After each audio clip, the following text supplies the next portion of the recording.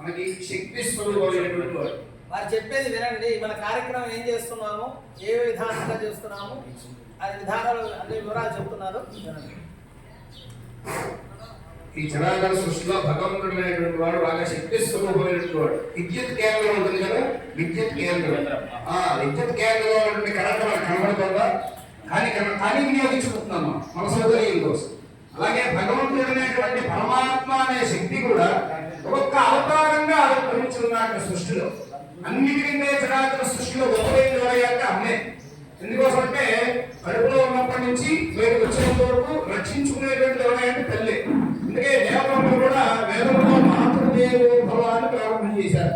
ఎందుకోసం అంటే ఈ సృష్టి కూడా శక్తి స్వరూపమైనటువంటి అమ్మవారు మాత్రమైనటువంటి బ్రహ్మ విష్ణు అనేటువంటి దాన్ని మన ఎక్కడ చేసుకుంటాడు. 2 నిమిషాలు అమ్మవారి శక్తి గురించి తెలుసుకున్నాం. 2 నిమిషాలు. పూర్వము చిన్నపిల్లవాడు లేవాడు, బాగా చిన్న పసిపిల్లవాడు. ఈ పిల్లవాడు ఎంతసేపు కూడా ఎక్కడ దేవాలయం ఉన్నా సరే వెళ్ళిపోవడానికి చూసేవాడు పిల్లవాడు. ఎందుకోసం అంటే భక్తి, అమితమైన భక్తి. ఎందుకంటే ఈ సృష్టిలో ఆ దేవతా శక్తిని తెలుసుకున్న వాడు ఇంక మిగతా ఏది కోరుకోడు. ఇంక ఏదైనా సరే వచ్చే వాంఛలు ఏమిటి కూడా కోరుకోడు. పిల్లవాడు చిన్న వయసులోనే బాగా జ్ఞానాన్ని ఎక్కువగా పొంది నాకు అమ్మవారి అనుగ్రహం ఒకటే కావాలనే ఆలోచన చేత ప్రతినిత్యము కూడా ఎక్కడెక్కడైతే దేవాలయాలు అన్ని చోట్లకి వెళ్ళి దర్శనం చేసుకునేవాడు. ఒకరోజు ఒక అర్చక స్వామి చెప్తున్నట్ట ఎవరితోనూ, హిమాలయ పర్వతాల దగ్గర అమ్మవారికి పుట్టినీళ్ళు. ఎక్కడ అమ్మవారికి పుట్టినీళ్ళు అంటే హిమవత్ పర్వత మహారాజు కదా, అందుకోసం హిమాలయ పర్వతాల్లో ఉన్న అమ్మవారి పుట్టినీళ్ళు. అందుకోసం అక్కడికి కనుక వెళ్ళి అక్కడ అమ్మవారిని కనుక అర్చన చేస్తే అమ్మ అనుగ్రహం పరిపూర్ణంగా పొందుతారయ్యా అని చెప్పి ఎవరితోనో చెప్తుంది. పిల్లవాడు విన్నాడట. విని వెళ్ళే వెంటనే ఏమంటే అమ్మవారి అనుగ్రహాన్ని నేను కూడా పొందాలి కదా, మరి అలా ఎక్కడికి ఎలా వెళ్ళాలి, అక్కడికి మార్గం ఏమిటని అడిగారట. చిన్నపిల్లాడు నాయన 6 నెలలు పడుతుంది ప్రయాణం చేయడానికి, చాలా కష్టమైనటువంటి ప్రయాణం అది, వెళ్ళలేము అన్నారు. ఎలాగైనా నేను వెళ్తాను, అమ్మ అనుగ్రహం పొందడం కోసం ఎంత దూరమైనా వెళ్తాను అన్నట్టు పిల్లవాడు. ఇంటికి వచ్చి తల్లిదండ్రుల యొక్క అనుజ్ఞ తీసుకున్నట్టు నేను బయలుదేరుతున్నానికి దర్శనానికి అమ్మ అనుగ్రహాన్ని తీసుకుని మళ్ళీ 6 నెలల ప్రయాణం, 6 నెలలు రావటం, మొత్తం సంవత్సర కాలం పడుతుంది రావటానికి. నేను వచ్చిన తర్వాత అప్పుడు మాట్లాడుతున్నా నేను బయలుదేరుతున్నాను. ఒక సంచిలో కావాల్సిన సామాన్లన్నీ పెట్టుకున్నట్ట బయలుదేరాట.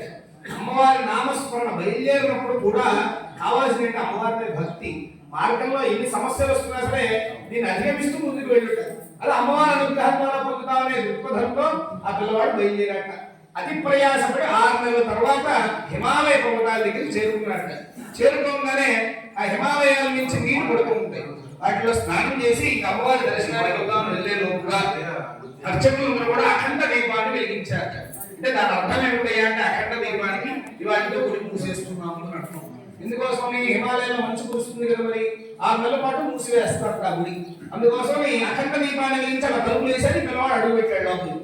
నాకు దర్శనం ఉంది, నేనైతే బయటికి వెళ్ళడం, అమ్మవారి దర్శనం ఉంది అన్నాడు. అక్కడ ఉన్నవాడు అమ్మవారు కూడా వినట్లేదు అన్నమాట. సరే ఈ పిల్లవాడు ఎంత చెప్పుకున్నా సరే నా 6 నెలలు నేను ప్రయాణం చేసి వచ్చానంటే ఇక్కడ 6 నెలలు నేను ఉండలేను, ఇంటికి వెళ్ళడానికి 6 నెలలు, మళ్ళీ రావాలంటే 6 నెలలు, ఇంక అమ్మవారి దర్శనం ఎప్పుడు చేసుకుంటున్నాను అవధిది కాబట్టి అమ్మవారు నాకు దర్శనం ఇవ్వాలి, అప్పుడే నేను బయటికి వెళ్ళాలన్నట్టు. ఈ పిల్లవాడు ముందు చేసి కూర్చున్నాడు. చిన్నపిల్లలు కదా, ఎవరి మాట వినరు. ఆ సమయంలో అర్చకులు చెప్పగలిగింది చెప్పారు. వాళ్ళ నియమాలు ఏంటి అర్చకులది? తలుపు మూసివేసిన తర్వాత ఎక్కడికి గొప్పవాడు వచ్చినా తలుపు తీయరాదు, దేవాలయానికి నియమం. ఆ రకంగా చెప్పారు పిల్లవాడి దేవుడు ఆయన. సరే అయినా సరే వెళ్ళలేదు ఆ పిల్లవాడిని. అమ్మవారు దర్శనం చేసుకున్నాక మీరు వెళ్ళిపోండి బయట కూర్చున్నట్టు బాగా ముందుగా. ఆ సమయంలో ఇంక అమ్మవారు ఏదో ఒక రూపాయి పిల్లవాడిని అనుగ్రహించాలని ఆలోచించింది అమ్మవారు. సరే ఎలా ఆలోచించింది అంటే అమ్మవారు, సరే ఈ పిల్లవాడు సాయంత్రకాలం దాకా ఉన్నాడు అక్కడే, మంచు ప్రారంభమైంది. ఈలోపు ఒక పెద్ద ఆవిడ వచ్చింది. వచ్చి ఇక్కడ ఎవరు ఉండకూడదు ఆయన, ఎందుకోసం అంటే పులులు తిరుగుతాయి, ఇక్కడ సింహాలు తిరుగుతుంటాయి, అమ్మవారికి ప్రీతికరమైన వాహనాలు అవన్నీ ఇక్కడ తిరుగుతూ ఉంటాయి. నువ్వు చిన్నపిల్లాడు చూడగానే భయపడిపోతావు, ఇక్కడ ఉండకూడదు, నేను తీసుకెళ్తాను కదా. కొండ గుహలో తీసుకెళ్ళింది ఆ పెద్ద ఆవిడ. తీసుకెళ్ళి ఆ పిల్లవాడికి కావాల్సిన భోజనం పెట్టింది. రేపు పొద్దున్నే నీకు ఖచ్చితంగా దర్శనం చేయిస్తాను ఆ పెద్ద ఆవిడ. ఒళ్ళో పడుకోబెట్టుకుని నిద్రకు వచ్చింది. పొద్దున్నే ఈ పిల్లవాడు సూర్యకిరణాలకు లేచాడు. లేచేటప్పటికి ఎవరో కనబడలేదు. ఆశ్చర్యపోయాడు ఈ పిల్లవాడు. సరే నాకు పొద్దున్న వాళ్ళు దర్శనం చేయిస్తానుగా పెద్ద ఆవిడ అని చెప్పి స్నానం చేసి గుడి ముందు నిల్చున్నాడు. వెళ్ళేటప్పటికి అర్చకులందరూ కూడా మంగళ వాయిద్యంతో వస్తున్నారు. వీళ్ళందరూ వెళ్ళి పిల్లవాడిని అడిగారు అర్చకులు, ఏమంటే 6 నెలలు గుడి మూసేస్తా అన్నారు, నేను సాయంత్రం ఆ మాట మీరు చెప్పారు, మరి వాళ్ళు వచ్చి గుడి తెలుస్తా అంటున్నారు, ఏమిటి మీ ఆలయ కట్టు నియమాలు ఏమైనా తప్పుతున్నారా మీరు అని అడిగారు ఆ పిల్లవాడిని. అడిగితే వాళ్ళ అర్చకులు అడుగుతున్నాక అసలు నువ్వు ఎవరన్నారు అర్చకులు. నేను రాత్రి నీకు కనిపించా కదండి అన్నట్టు పిల్లవాడు. ఈ దేవాలయం మూసివేసి 6 నెలలు అయిందన్నారు అర్చకుడు. అంటే 6 నెలల పాటు నువ్వు ఎక్కడ ఉన్నావు అని అడిగారు పిల్లవాడు. 6 నెలలు కాదండి, నన్ను సాయంత్రం మీతో నేను మాట్లాడాను అన్నాడు. అయినా సరే వీళ్ళకి అర్థం కాదు, ఏం జరిగిందో ఎవరికి అర్థం కాదు. అయితే ఇక్కడ వెంటనే ఒక అర్చకుడు గుర్తుపట్టి 6 నెలల క్రితం నేను ఇక్కడ చూశా, ఇక్కడి నుంచి వెళ్ళిపోతున్నా, నువ్వు ఇక్కడే ఉన్నావు, 6 నెలలు ఎలా ఉన్నావు, ఎలా భోజనం చేసావు, ఏం చేసావు అని అడిగారు. వెంటనే ఈ పిల్లవాడు చెప్పాక నేను రాత్రి ఒక పెద్ద ఆవిడ వచ్చింది, తీసుకెళ్ళింది, భోజనం పెట్టించింది, పడుకోబెట్టింది, లేచాను, గుడికొచ్చాను, మీరు వచ్చారు నాకు. అంటే భగవంతుడు అనేటువంటి శక్తి ఎవరో కాదైనా నువ్వు ఏమనుకున్నావు, అమ్మవారి దర్శనం అంటే భోజనం చేయగలవు, అమ్మవారి దర్శనం అయితే ఇక్కడి నుంచి వెళ్ళనన్నావు.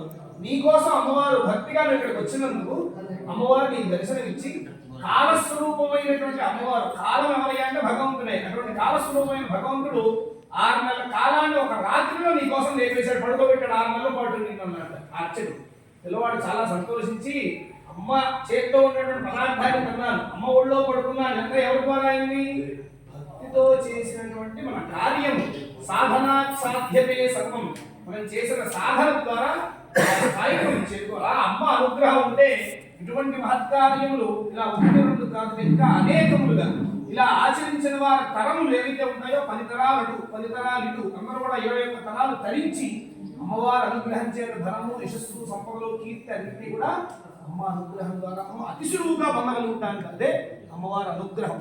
అదొక్కటే మనం కావాలని కోరుకోవాలి. అమ్మవారి దగ్గర ఎప్పుడు మనం కావాలని ఏం కోరుకోవాలంటే ధర్మం, యశస్సు కాదుట, మీ అనుగ్రహం నాకు ఎప్పుడు ఉంటే చాలు, ఇంకా అనేది అనుకున్నా అదే పొందుతాను అనుకుంటూ ఉండాలి. అదే అమ్మవారి దగ్గర నుంచి మనం పొందగలిగే ఇప్పుడు ఆ రూపాయన ఋత్విక్ గురునాన్ని ఇచ్చే కార్యక్రమాలు మేము ప్రారంభించుకుంటాం. అమ్మవారి యొక్క ఆరాధన కార్యక్రమాలు. మాతా మహారాజ్ఞే ఓం గోవిందే సదా